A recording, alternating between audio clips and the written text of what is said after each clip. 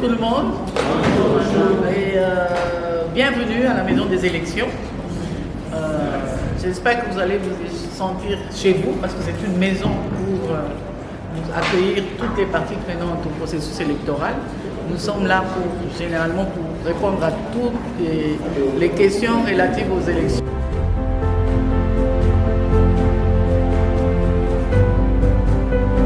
Je retourne encore à la charte. Je disais, j'avais déjà écrit que le droit, la tolérance, le respect mutuel, la demande préalable de la parole, on n'allait pas arracher la parole, il faut demander la parole.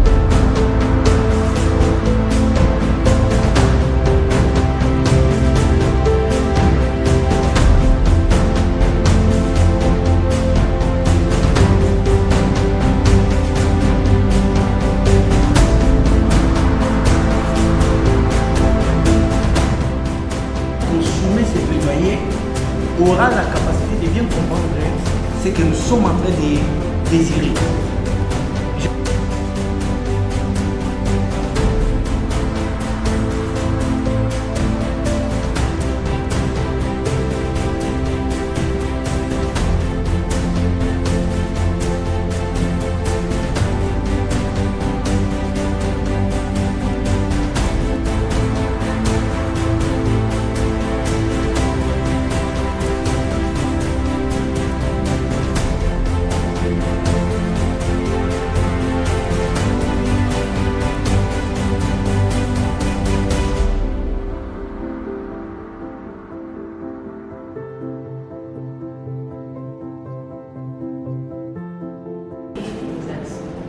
Et où les autres avec.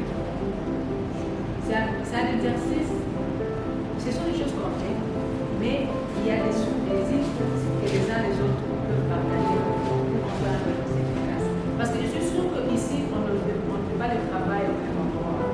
Et aussi, il y a les conversions qui sont là. Il n'y a pas toutes ces conversions. Il y a des gens qui sont, je ne sais pas, à Tchangou, il y a des gens qui sont, quand il y aura des réunions, ainsi de suite, pour savoir.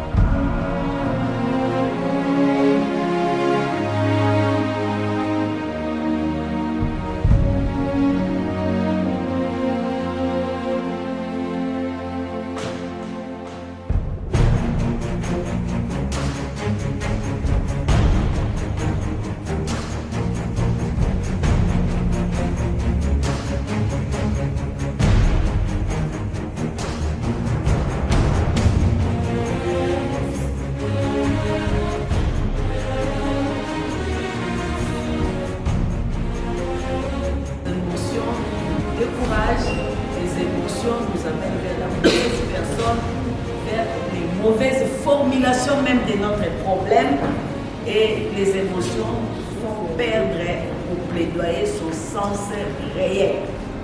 Pourquoi j'ai dit ça? Parce que je sais, je reconnais ici, même des honorables, des ex-ministres, ils savent bien que le principe c'est le principe, mais les états de lieu ou les faits restent aussi de l'autre côté. Ils sont dans la salle. La CENI joue les deux rôles à la fois. Mais il ne faut pas attribuer à la CENI des rôles qui n'est pas sien. C'est la CENI, la personne attitrée, l'institution attitrée pour proposer les drafts de la loi électorale. Mais lorsque cette proposition arrive au niveau du Parlement, elle est décortiquée au sens de politique. Parce que ce sont eux qui sont à la course et qui prennent la CENI comme arbitre et ils ont droit. C'est l'Assemblée nationale, c'est le Parlement qui est le patron attitré de la CENI. Bonjour honorable. Bonjour. Nous vous remercions de cette audience que vous nous accordez.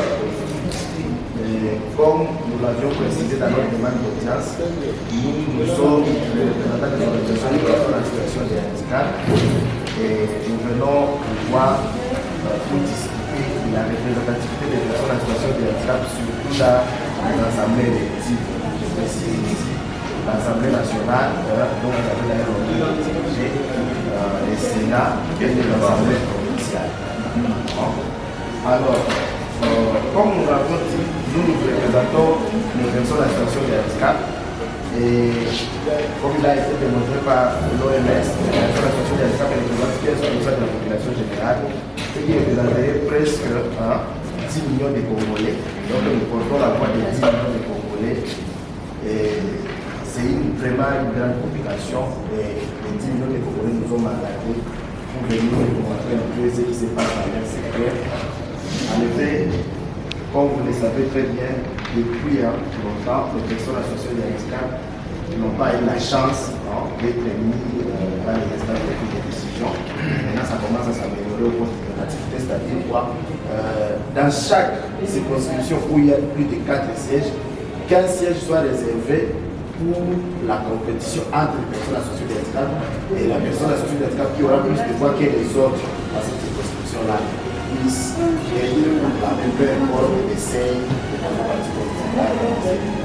Voilà un peu le message que nous avons porté venant de 10 millions de compatriotes qui nous ont mandatés pour nous apporter ce message. Nous avons même une base qui pourra vous servir après nous parler. Nous devons beaucoup vous adresser notre plaidoyer. Il s'agit bien d'une requête. Comme vous allez le constater dans la copie que nous avons déjà remise, du plaidoyer pour l'accès à l'emploi et à l'entrepreneuriat de personnes avec handicap et de personnes vulnérables en RDC. Pour la petite histoire ou bien un petit exposé du motif, nous tenons juste à rappeler que la question de la promotion de l'inclusion sociale de personnes avec handicap et autres personnes vulnérables ici en RDC est devenue très préoccupante et également une question prioritaire au niveau du gouvernement. Et cela ne peut que se matérialiser, ou bien je peux le résumer ensemble avec notre équipe que cela s'est fait dès l'avènement du nouveau leadership de son Excellence, Monsieur le Président de la République, Félix Antoine Tshisekedi Tshilombo, en dotant aux personnes avec handicap pour une première fois dans l'histoire un portefeuille ministériel. Nous sommes très contents de vous avoir vu pendant toute une journée. Je sais que ce n'est pas facile. Ça valait la peine. Mais c'était vraiment important pour AIFES, avec son partenaire qui est la CENI, de pouvoir vous réunir pour qu'ensemble nous puissions réfléchir pour une technique de plaidoyer efficace. Moi, c'est Carter Mouepou de la province de Lomami, espace Blanc Kassai. Je suis très content de ce renforcement des capacités organisé par AIFES sur les plaidoyers en ce qui concerne les personnes avec handicap.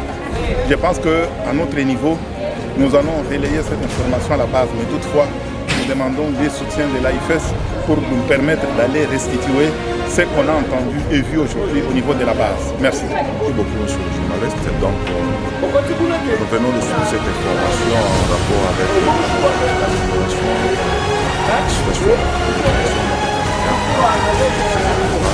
c'est une très bonne chose.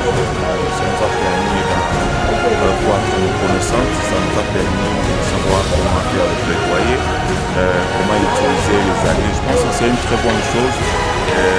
Permettre à ce que nous puissions voir ce qu'il faut vraiment faire sur le terrain, voir comment il faut entreprendre le plaidoyer dans différents domaines et beaucoup plus dans la donne handicap. Ça a été vraiment très bénéfique. Nous remercions les organisateurs parce que nous ne voulons pas que ce genre d'initiative puisse se terminer seulement ici. Je pense aussi à ceux-là qui sont restés en province. Kinshasa n'est pas toute la République démocratique du Congo. Je pense que nos doléances ont été bien suivies et assimilées et nous osons croire que d'ici là même les provinces pourront aussi savourer ce que nous venons de suivre aujourd'hui comme promotion. Merci.